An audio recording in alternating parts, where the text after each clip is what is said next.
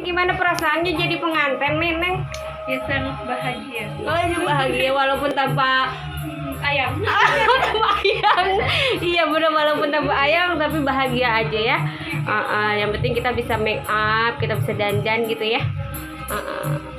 Ngomong-ngomong, ini pengantinnya orang mana? Orang Kubang. Oh, orang Kubang. Cowoknya orang mana? Iya. Belum kali ya. Ih, malu. Pokoknya ucapan nih buat Queen Manik apa?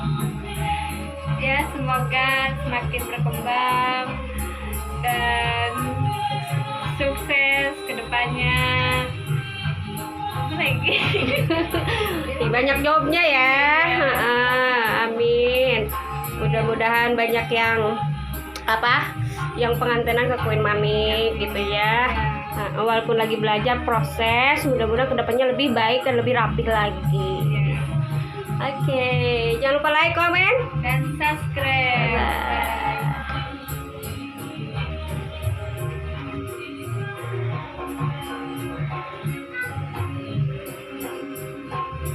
Bye.